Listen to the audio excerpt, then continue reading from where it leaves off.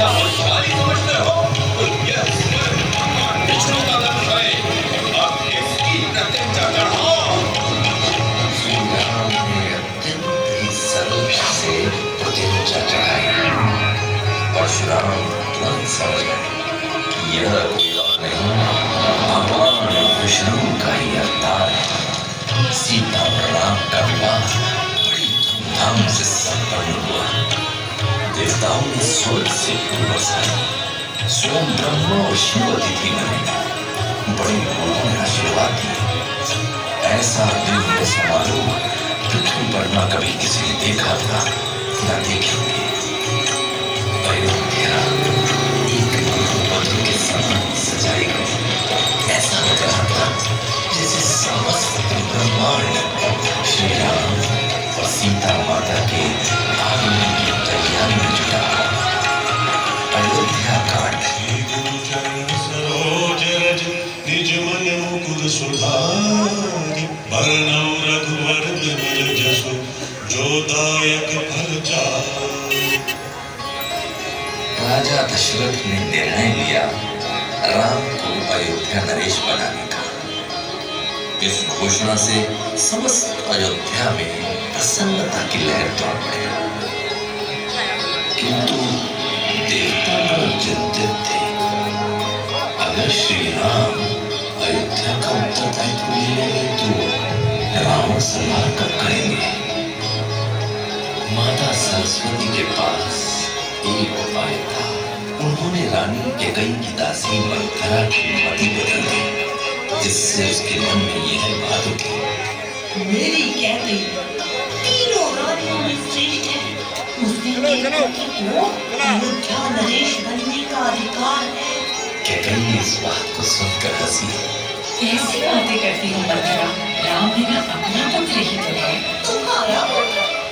नहीं, वो कौशल्या का पुत्र है।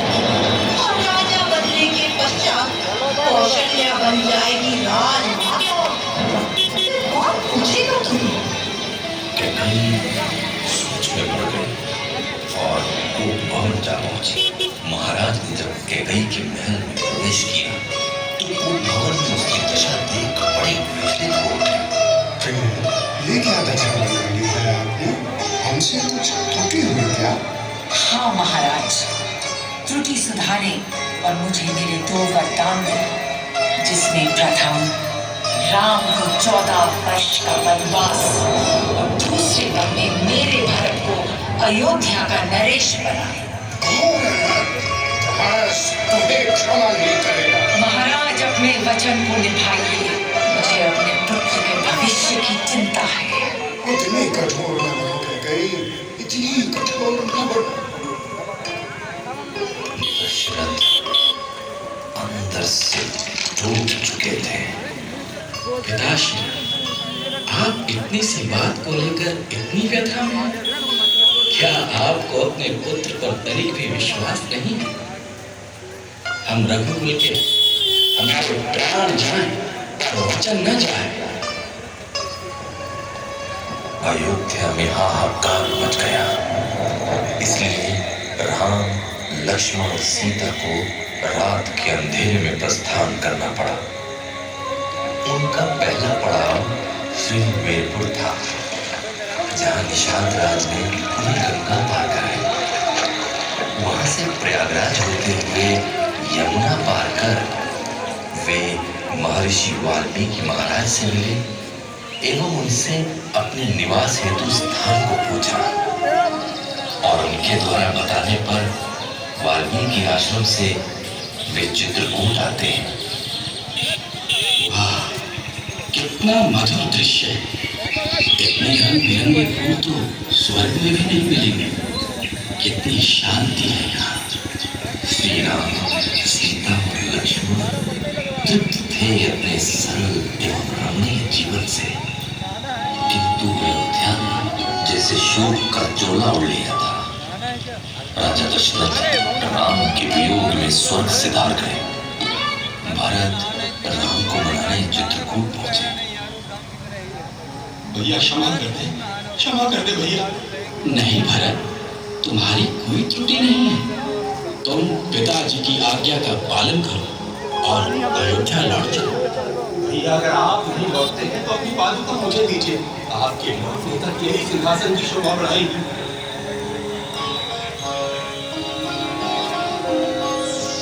श्री राम की पादुका को अपने शीश पर रखकर भरत चित्रकूट से लौट चले। अयोध्या में उन्होंने सिंहासन पर श्री राम की पादुका रखकर अगले 14 वर्ष स्वयं नंदीग्राम में रहकर एक सन्यासी की भांति जीवन व्यतीत किया। अरण्य कांड। श्री राम के वनवास का असली प्रयोजन कई जीवों का उद्धार करना है, अनेक मनुष्यों का जीवन सार्थक करना है। उन्हें यह भी आभास था कि यह वनवास एक महायुद्ध का उपक्रम है। सकल मुनि सन विदा कराई, सीता सहित चले दो भाई। अत्रि के आश्रम जब प्रभु गयो, सुनत महामुनि हर्षित भयो। गुरु अत्रि, गुरु माता अनसुया ने श्री राम का सप्रेम आदर सत्कार किया और पति पत्नी के प्रेम संबंध का सार सिखाया। वही पत्नी अनसुया ने सीता जी को दिव्य वस्त्र एवं आभूषण प्रदान किए। खगमृग वृंद आनंदित रहु, मधुर मधुर गुंजक छवि रहु। शोभन वर्णि न सक अहि राजा, जहाँ भगत रघुबीर विराजा। वनवास के दौरान गुरु अगस्त्य ने श्री राम को दिव्य अस्त्र भेंट किए। एक दिन रावण की बहन शूर्पणखा अयोध्या पहुंची। राम का तेजस्वी रूप देख वह उन पर मोहित हुए और श्री राम से विवाह करने का हठ कर बैठी। श्री राम विनम्रता से बोले, मैं विवाहित हूँ। शूर्पणखा ने तब अपना राक्षसी रूप दिखलाया और सीता पर चौंकी। तब लक्ष्मण ने अपनी तलवार से उसकी नाक काट दी।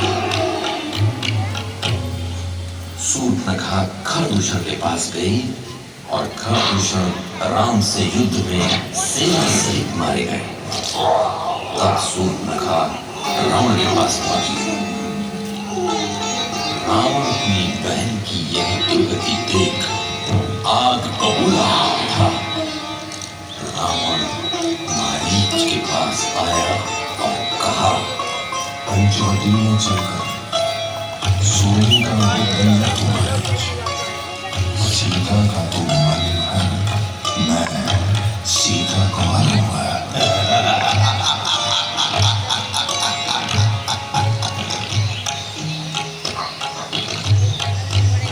स्वामी, मुझे वो मृग चाहिए। जैसी तुम्हारी इच्छा की।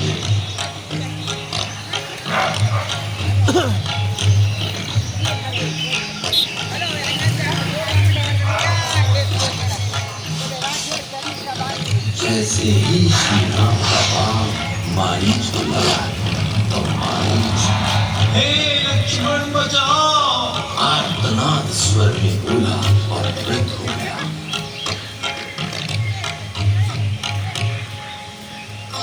लक्ष्मण, मुझे आपकी भैया की चिंता हो रही है। आप तुरंत उनके पास जाएं।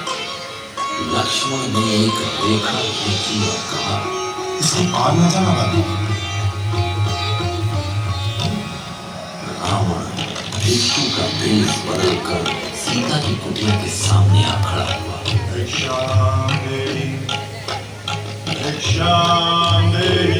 सीता के रूप को देखकर रावण ने कुछ वचन कहे, जिसे सुन सीता जी ने कहा, दुष्ट, राम आए हैं।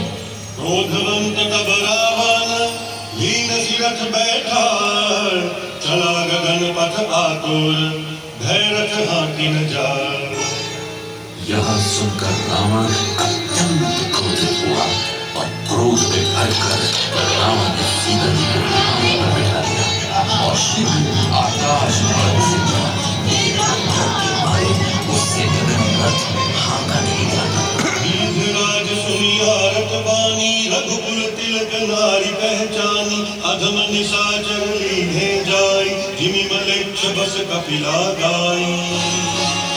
राज जटायु ने सीता जी की दुख भरी वाणी सुनकर पहचान लिया कि ये रघुकुल तिलक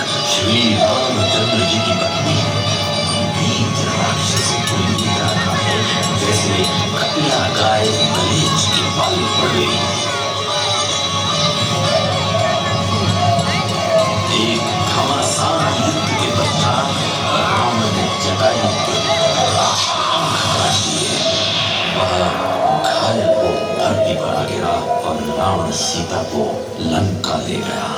जटायु तड़पता हुआ चिल्लाया, हे राम।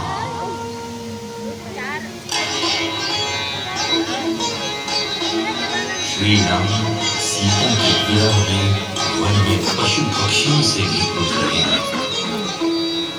ये खगमृग है मधुकर श्रेणी, तुम देखी सीता मृग नैनी। हम जन सुख कपोत मृग मीना, मधुबन कर कोकिला करीना। हे पक्षी, हे पशु, हे घोरों की पंक्तियों, तुमने कभी मृगनयनी सीता को देखा? खंजर, तोता, कबूतर, हिरण, मछली, घोरों का श्लोक, प्रवीण कोयल। राम वन में सीता को खोजते हुए शबरी के आश्रम पहुंचे। शबरी ने जब श्री राम से पूछा, मैं तो निचली जाति की हूँ स्वामी, क्या मैं आपकी भक्त कहला सकती हूँ? राम ने नवधा भक्ति का उपदेश देकर कहा, सोई अतिशय प्रिय भाविनी मोरे, सकल प्रकार भगति दृढ़ तोरे। जोगी वृंद दुर्लभ गति जाई,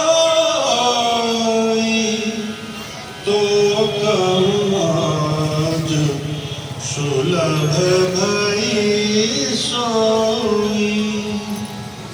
हे भाविनी, मुझे वही अत्यंत प्रिय है जिसमें सभी प्रकार की भक्ति दृढ़ है।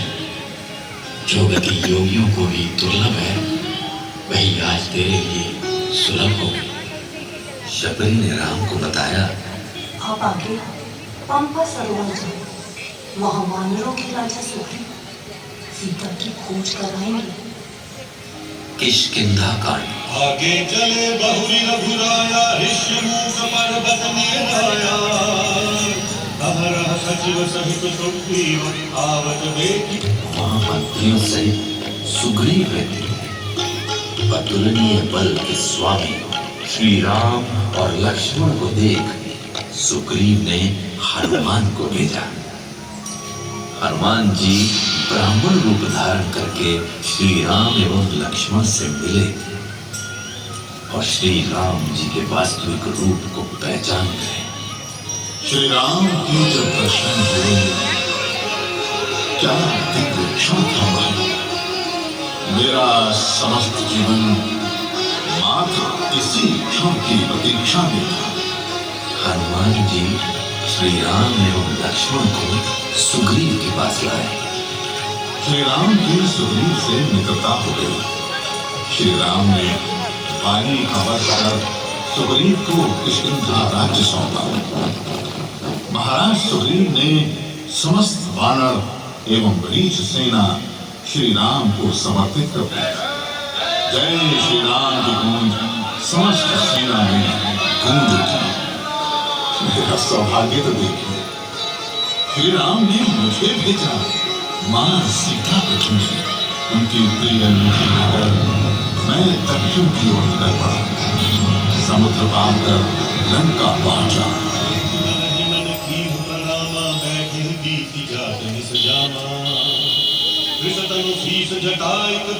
जपति हृदय रघुपति गुण श्रेणी।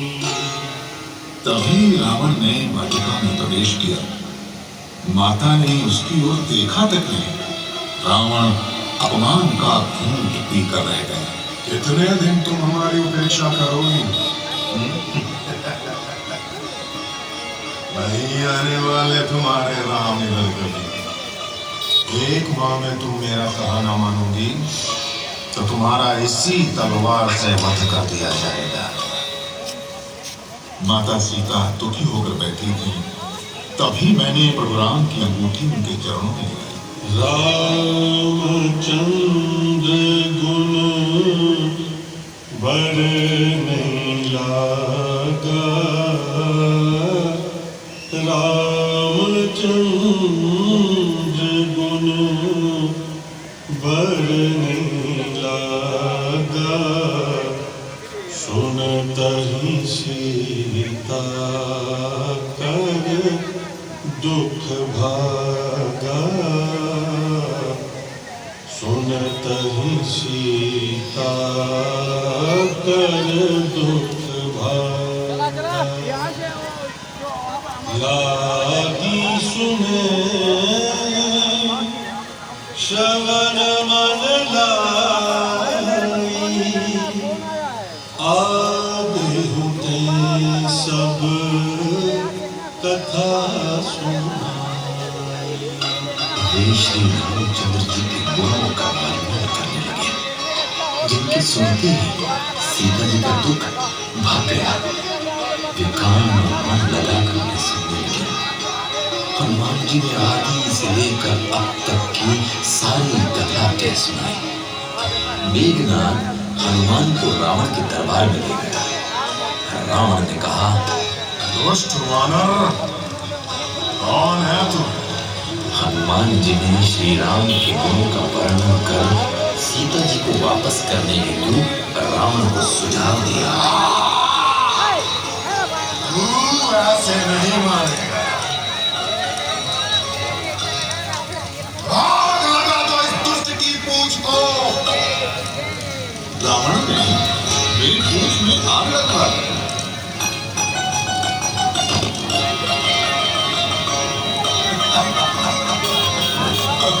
ऐसा सुनहरा अवसर मैं कैसे आपसे जाने देता। देखते ही देखते मैंने स्वस्थ लंका स्वाहा कर दी।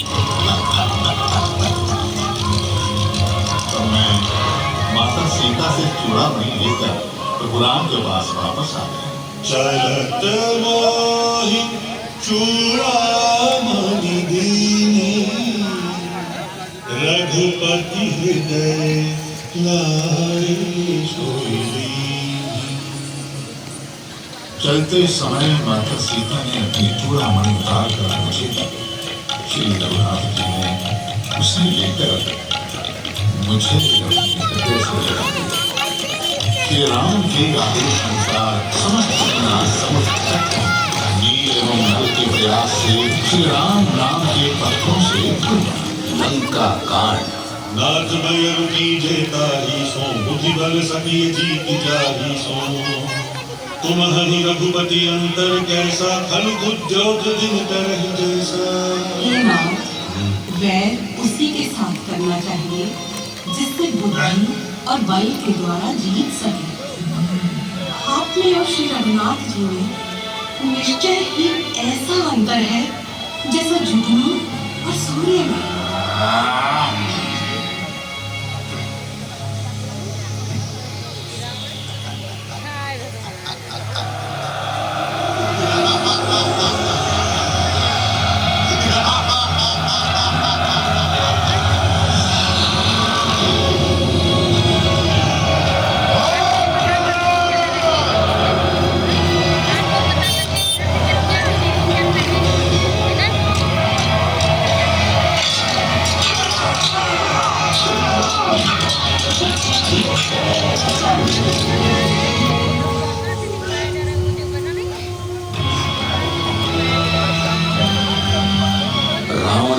मेघनाथ के बाण से लक्ष्मण मूर्छित हो गए। तब सुषेण वैद्य के कहने पर संजीवनी लाने के लिए हनुमान जी हिमालय पर्वत की ओर निकल पड़े।